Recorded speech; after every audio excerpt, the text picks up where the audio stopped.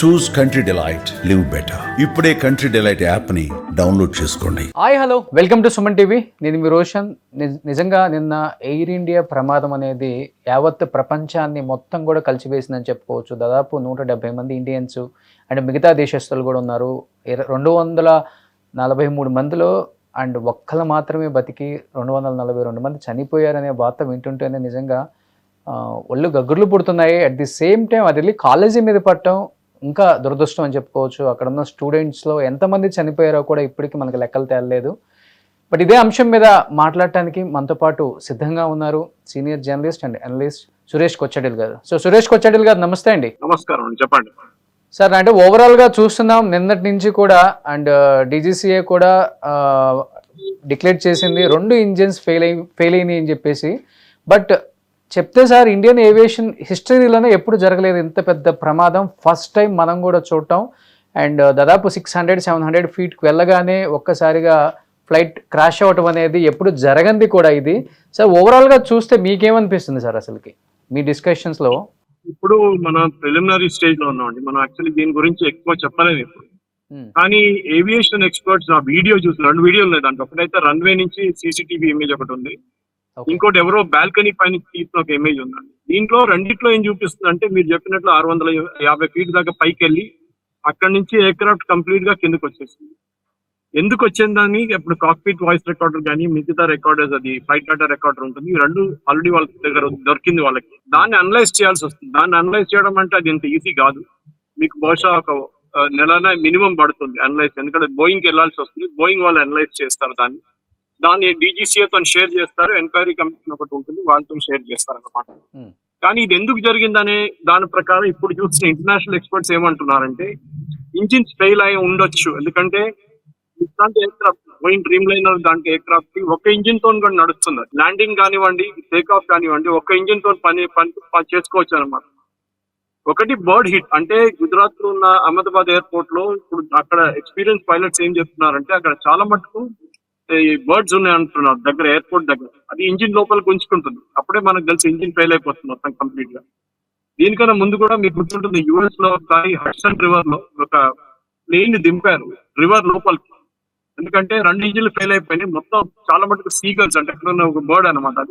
అది గుంజుకొని ఇంజిన్ లోపలికి వెళ్ళిపోయింది. 2 ఇంజిన్లు ఫెయిల్ అయినాయి. అని తీసుకొచ్చి ల్యాండ్ చేశారు. పైలట్ ఎవరు చనిపోలేదు, ఎందుకంటే అది కంప్లీట్ గా రివర్ మీద వచ్చింది. ఇక్కడ ఏం జరిగిందంటే లిఫ్ట్ లేదు. దానికోసం పైలట్ చూడండి ఇమీడియట్ గా మేడ్ డే మీకు ఎమర్జెన్సీ చేశారు. అంటే 60 నుంచి 90 సెకండ్ లోపలనే పైలట్ ఆల్రెడీ మేడే అని చెప్తున్నారు. ఇంకోటి ఇప్పుడు అనలైజ్ చేస్తున్నప్పుడు వీళ్ళేమంటారు, ఫ్లాప్స్ అంటారు. అంటే ఎయిర్లైన్ టేక్ ఆఫ్ చేస్తున్నప్పుడు వింగ్స్ మీద ఫ్లాప్స్ ఉంటుంది, చిన్న ఫ్లాప్స్ ఉంటుంది. అది లిఫ్ట్ అంటే ఎయిర్ క్రాఫ్ట్ లిఫ్ట్ చేస్తారంటే ఈ ఫ్లాప్స్ ని పైకి ఎత్తారు పైలట్స్.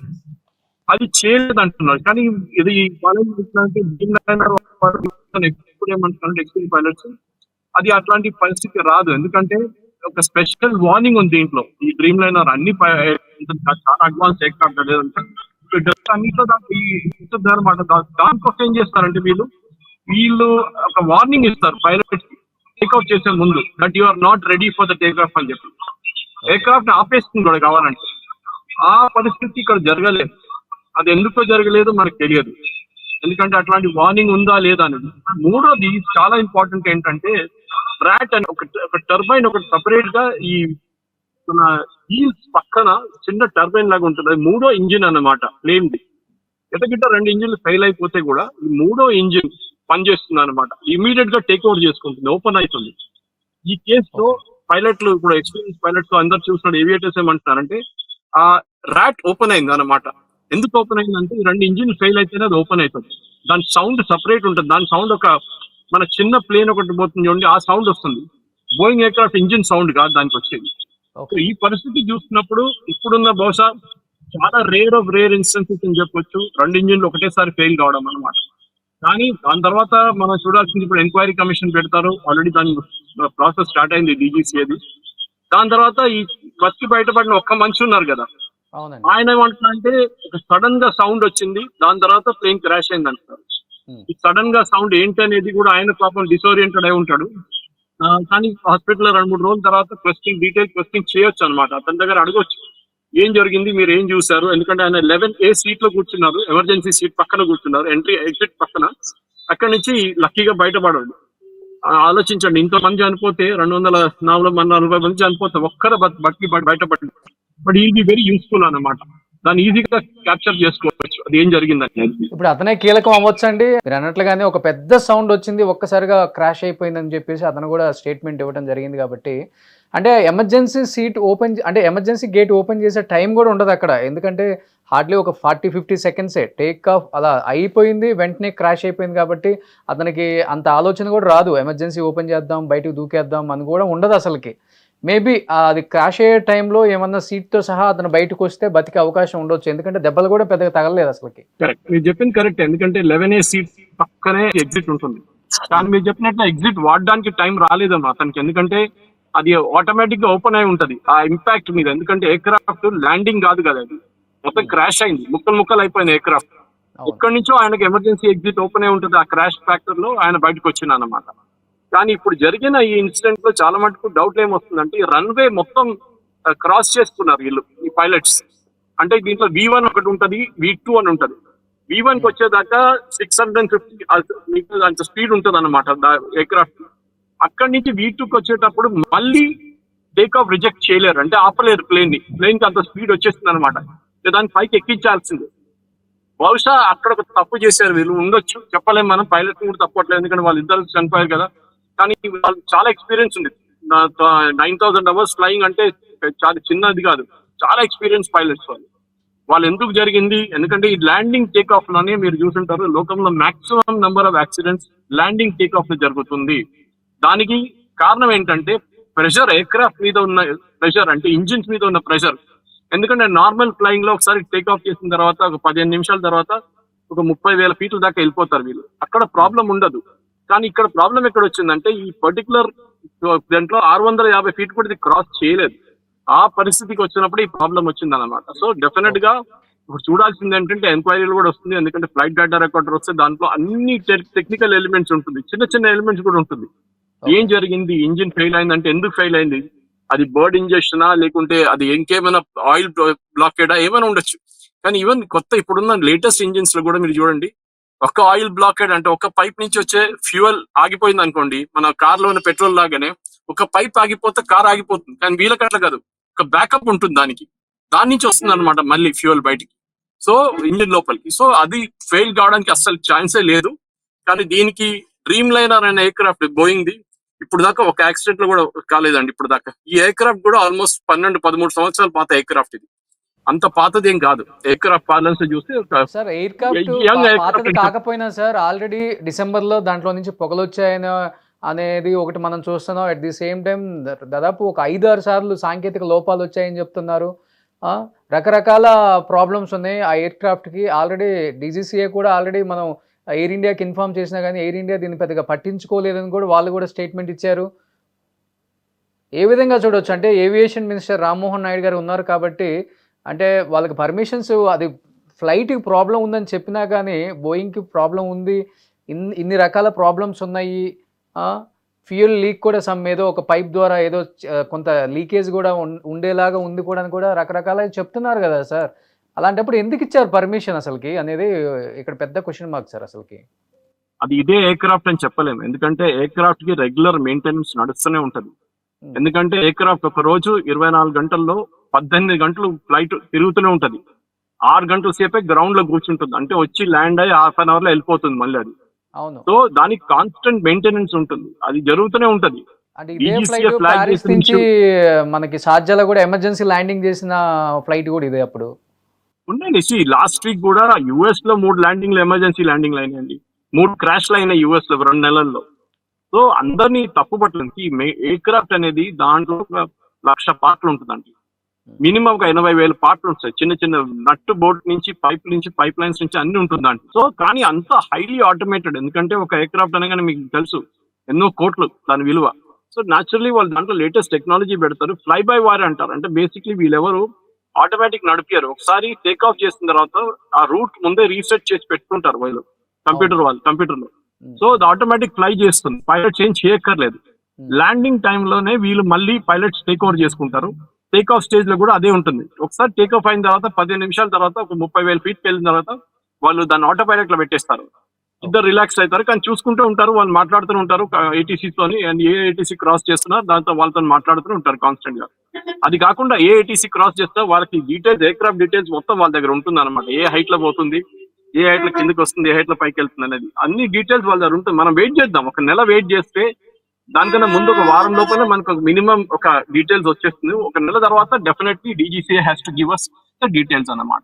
అండ్ ఇంకొకటి ఏంటంటే సార్, అప్పుడే మనకి టేక్ ఆఫ్ అవుతుంది కాబట్టి ఫ్యూయల్ కూడా ట్యాంక్ ఫుల్గా ఉంటుంది కాబట్టి అది క్రాష్ అవ్వగానే అంత పెద్ద బ్లాస్ట్ జరగటం అనేది నిజంగా అక్కడ ఉన్న కాలేజీ మీద పట్టడం, అసలు స్టూడెంట్స్ ఎంతమంది చనిపోయారు అనేది కూడా ఇప్పుడు కూడా మనకు అంచనా లేదు సార్.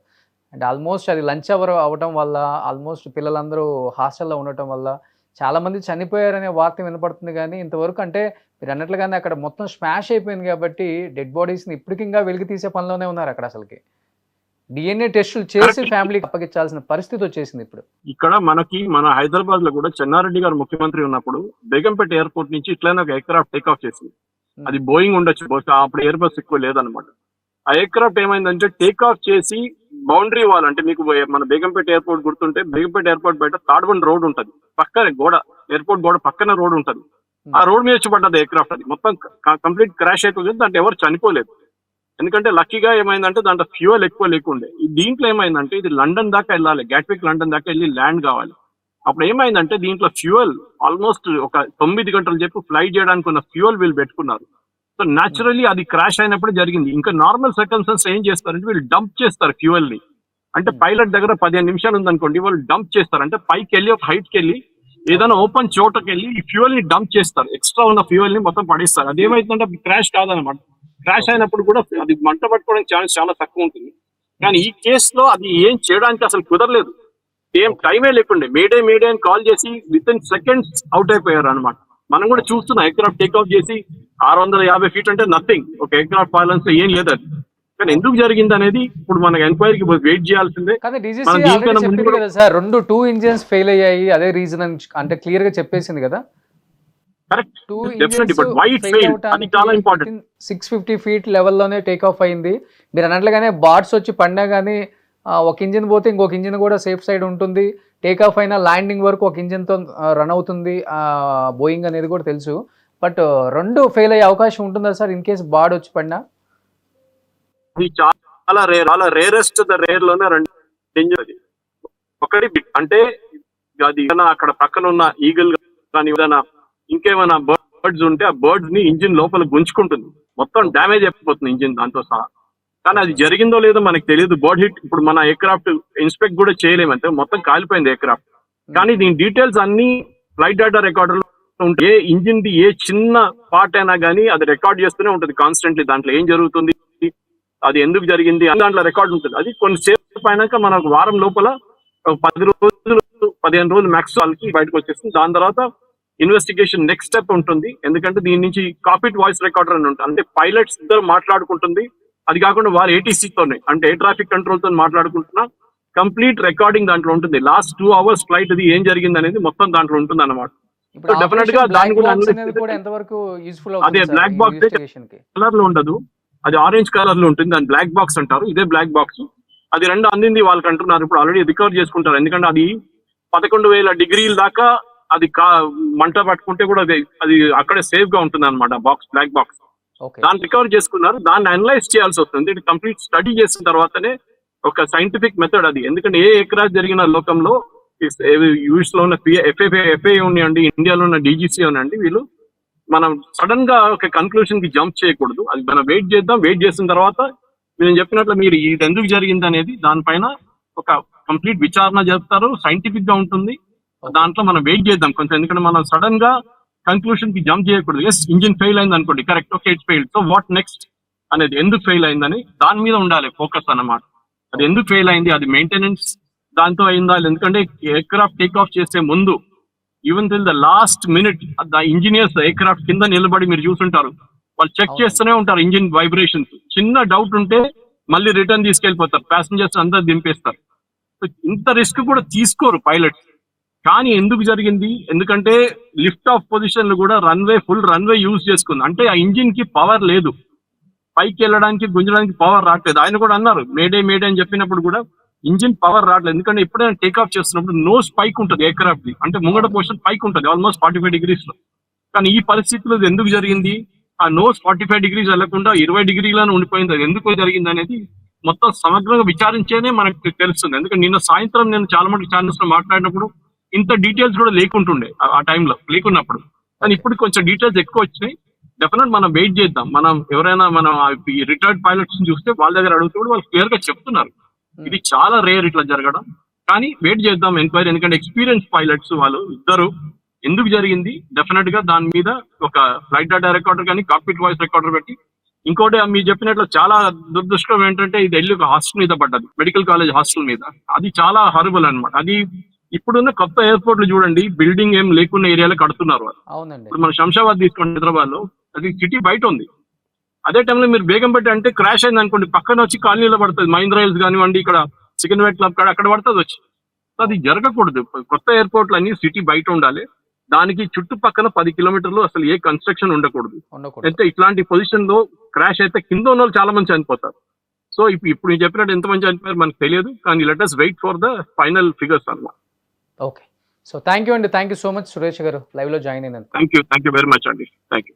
సుమన్ టీవీలో మీ పర్సనల్ అండ్ బిజినెస్ ప్రమోషన్స్ కోసం కింది నెంబర్కి కాంటాక్ట్ చేయండి.